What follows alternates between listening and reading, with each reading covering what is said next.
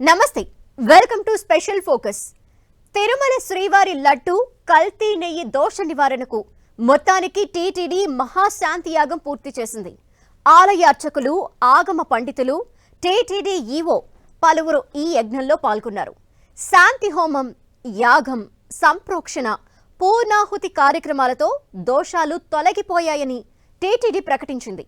ఇక లడ్డు మహాప్రసాదం విషయంలో ఎలాంటి అనుమానాలకు తావు లేదని తెలిపింది.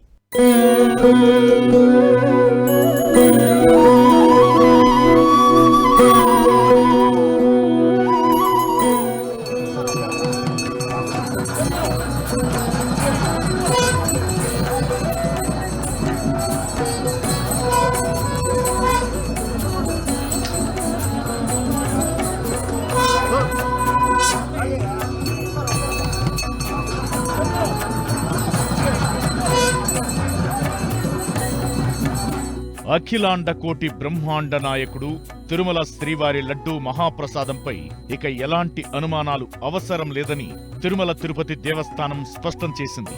తిరుమల శ్రీవారి లడ్డూలో కల్తీ నెయ్యి దోష నివారణకు టీటీడీ శాంతి హోమం, యాగం, మహాసంప్రోక్షణ కార్యక్రమాలను పూర్తి చేసింది. స్వామివారికి మహానైవేద్యం కూడా పూర్తి చేసింది. ప్రసాదాల తయారీ కేంద్రంలో సంప్రోక్షణ చేసింది. దోషం కలిగిందన్న భావన లేకుండా ఈ కార్యక్రమం చేపట్టింది. చివరిగా పూర్ణాహుతి కార్యక్రమంతో అన్ని దోషాలు తొలగినట్లేనని స్పష్టం చేసింది.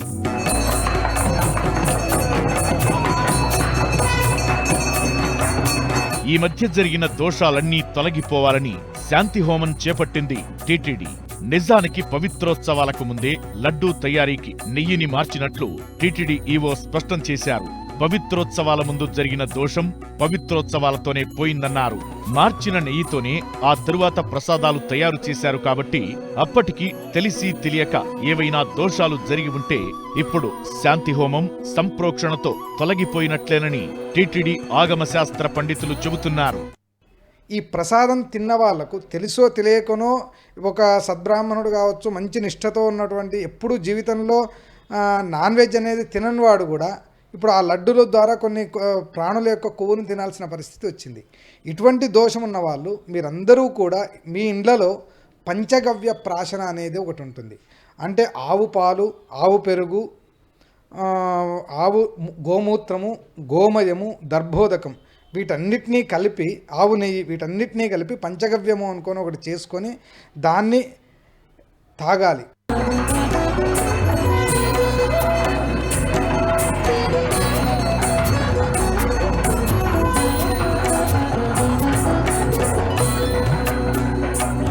శ్రీవారి లడ్డూ కల్తీ నెయ్యి దోష నివారణకు టీటీడీ ఆలయంలోని బంగారు బావి దగ్గర యాగశాల ఏర్పాటు చేసి అక్కడే శాంతి యాగం చేశారు.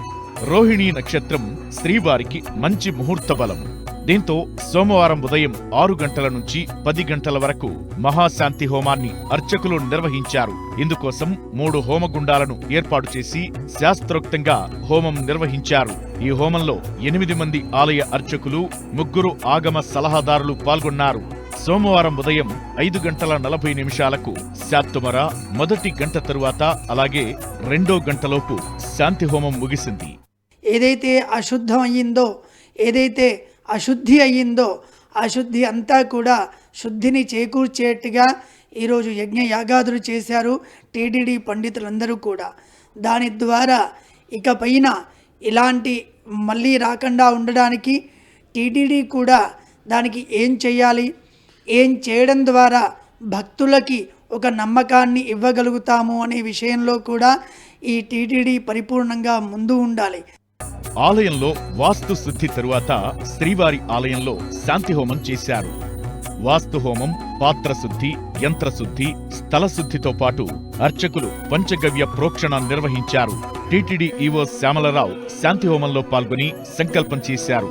అదనపు ఈవో వెంకయ్య చౌదరి, ఆలయ అర్చకులు, ఆగమ కమిటీ సభ్యులు శాంతి హోమంలో పాల్గొన్నారు. ఆలయంలో పూర్ణాహుతి ముగిశాక అన్నప్రసాదం, బూందీపోటు, లడ్డూ పోటులో సంప్రోక్షణ చేశారు. ఆలయంలోని అన్ని విభాగాల్లో ప్రోక్షణ కార్యక్రమాలు చేసినట్లు ఆలయ ప్రధానార్చకులు వేణుగోపాల దీక్షితులు తెలిపారు. లడ్డూలో నెయ్యిలో కొంచెం కల్తీ ఉందని, ఆ కల్తీని ఇటీవల మనం గుర్తించినందువల్ల ఆ కల్తీ యొక్క దోషాలు స్వామివారికి ప్రసాదాలు నైవేద్యం తయారు చేసి మనం సమర్పించున్నాం కాబట్టి ఆ యొక్క దోషాలన్నీ పోవడానికి పవిత్రోత్సవాలతో ఆ దోషాలన్నీ పోయినాయి.